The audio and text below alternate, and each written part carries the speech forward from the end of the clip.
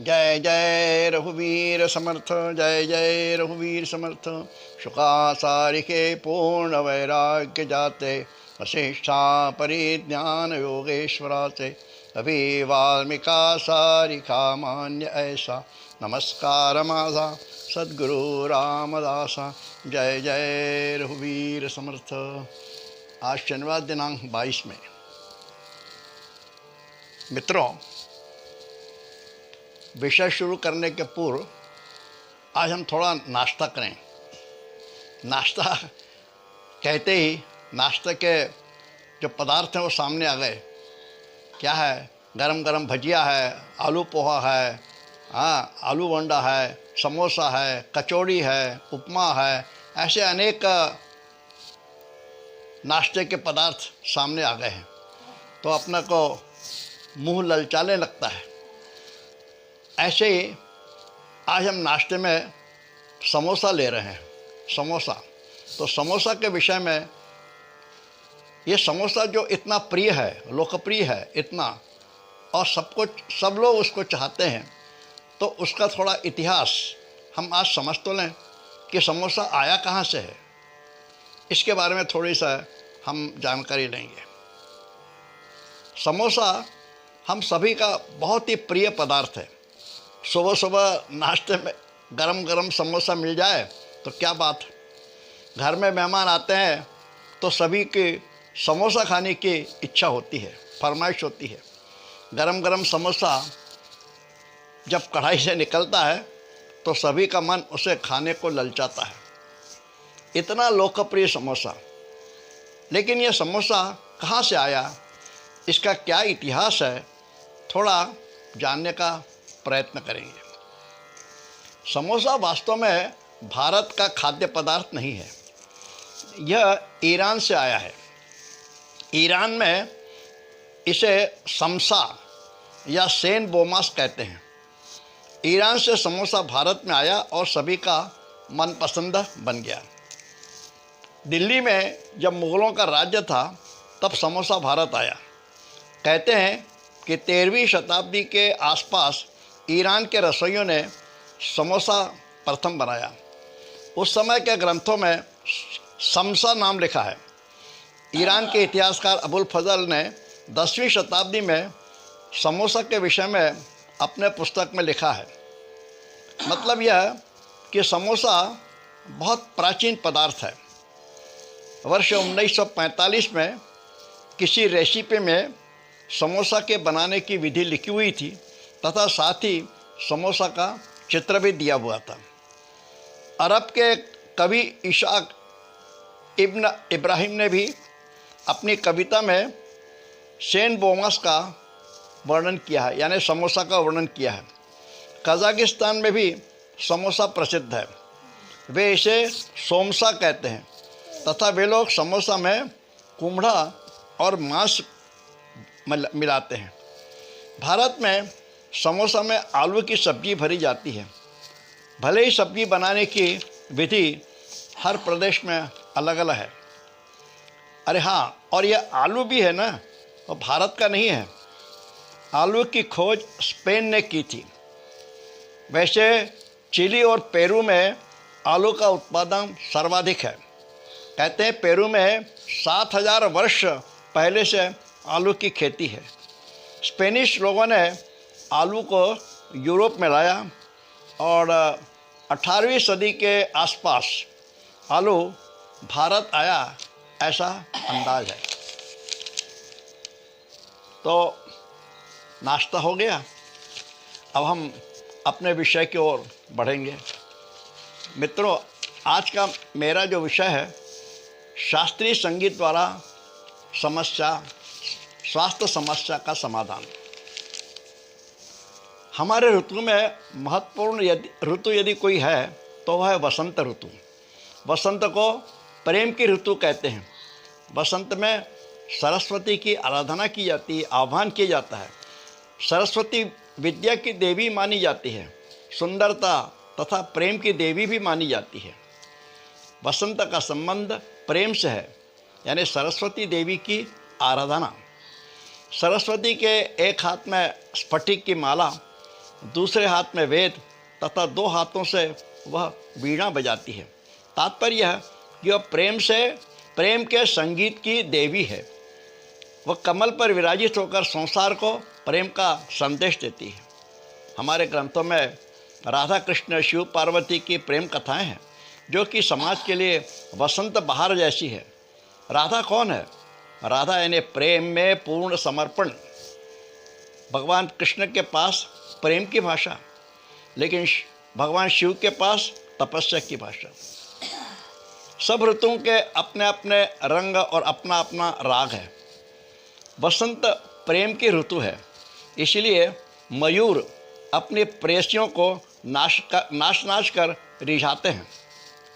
श्वेत कमल पर विराजित सरस्वती की पूजा से मंद सुगंधित पवन जगजीवन को उल्लास से भर देता है। इसीलिए अपने भीतर वसंत उतरना चाहिए। प्रेम का संगीत के साथ संबंध है, बहुत प्राचीन है। वसंत ऋतु का यह गीत कुहू कुहू बोले कोयलिया प्रेम का ही संगीत प्रतीक है। हमारे सिनेमा में प्रेम गीतों की भरमार होती है। संगीत का संबंध सिर्फ प्रेम से ही नहीं है, संगीत स्वास्थ्य समस्या का समाधान है। जर्नल ऑफ हेल्थ साइकोलॉजी में प्रकाशित अध्ययन के अनुसार जो लोग शास्त्रीय संगीत सुनते हैं उनका ब्लड प्रेशर और हार्ट ज़्यादा स्वस्थ रहता है। शास्त्रीय संगीत में विभिन्न राग है और हर राग है स्वास्थ्य समाधान का समाधान। इसे म्यूज़िक थेरेपी कहते हैं। इसी के संबंध में थोड़ा जानने का प्रयास करेंगे। संगीत एक प्रकार से प्राकृतिक चिकित्सा है।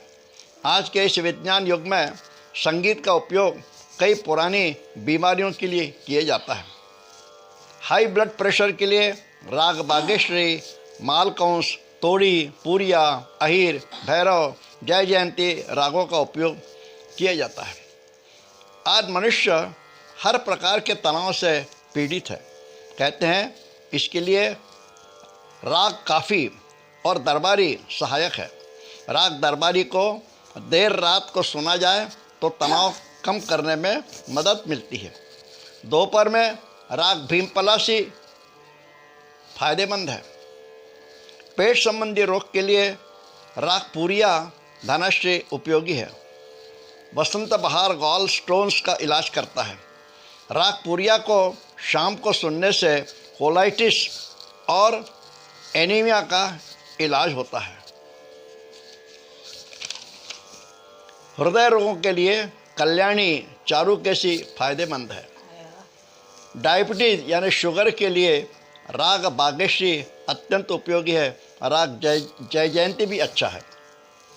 राग भैरवी और राग ललित कैंसर के उपचार के लिए कीमोथेरेपी सत्र के दौरान सुना जाता है। माना जाता है कि म्यूज़िक थेरेपी लेने वाले मरीज सिर्फ रासायनिक दवाएं लेने वाले मरीजों की तुलना में बहुत तेज़ी से स्वस्थ होते हैं।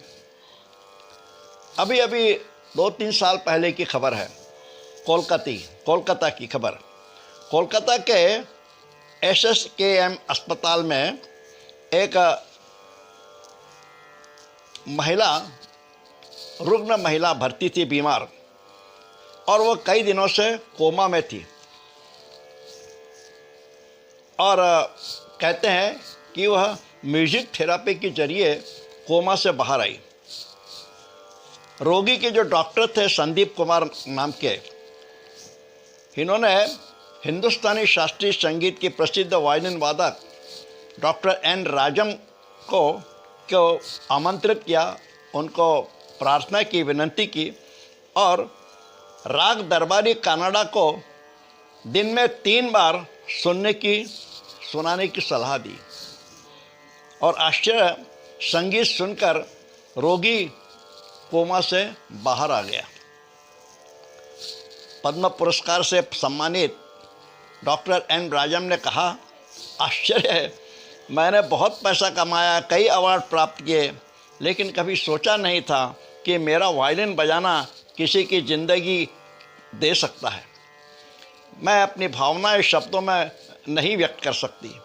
संयोगवश रोगी एक महिला थी और उसका नाम भी संगीता था। एन राजम कहती है, मैं रोगी तथा डॉक्टर से मिलना चाहूँगी जिन्होंने यह सलाह दी थी।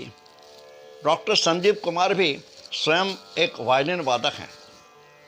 कहते हैं, भजनों को न्यूनतम और मध्यम स्वर पर सुनने से मानसिक तौर पर आराम मिलता है।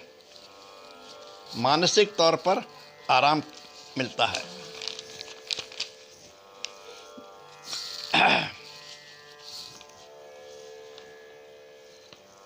शिव शंभू जैसे भजनों के द्वारा पीठ दर्द, स्लिप डिस्क की समस्याओं में आराम मिलता है। गणपति के भजन में आत्मविश्वास पैदा होता है तथा कृष्ण के भजन तनाव दूर करते हैं। राग हिंडोल और मारवा न केवल रक्त शुद्ध करते हैं और त्वचा को सर्वोत्तम बनाने में मदद करते हैं, बल्कि मलेरिया और डेंगू के बुखार में फ़ायदेमंद है। आज कोरोना महामारी के लिए भी शायद यह म्यूज़िक थेरेपी काम आ सकती है, जिसे इसके विशेषज्ञ ही बता सकेंगे। शंखनाद भी वातावरण को शुद्ध करने में मददगार है तथा कहते हैं शंखनाद करने वाले को फेफड़ों की बीमारी से फ़ायदा होता है। शंखनाद जहाँ होता है वहाँ लगभग 2 किलोमीटर की परिसर तक इसका वातावरण जो होता है, वायु वातावरण, वह शुद्ध हो जाता है। तो शंखनाद का भी फायदा है और इसीलिए संगीत का महत्व है और स्वास्थ्य लाभ के लिए अति आवश्यक है। तो आज हमने थोड़ा सा शास्त्रीय संगीत के बारे में, जिससे कि स्वास्थ्य लाभ में क्या क्या समाधान होता है, कैसे फ़ायदा होता है, इसे जानने की थोड़े हमने कोशिश की, प्रयास किया है। अब आपको यह मेरा चिंतन वीडियो कैसा लगा? यदि अच्छा लगा है तो सब्सक्राइब करें, इसको सब्सक्राइब करें और कमेंट्स करें, लोगों को बताएं और मित्रों को भी बताएंगे। इस प्रकार से आज यहाँ मैं विराम देता हूँ।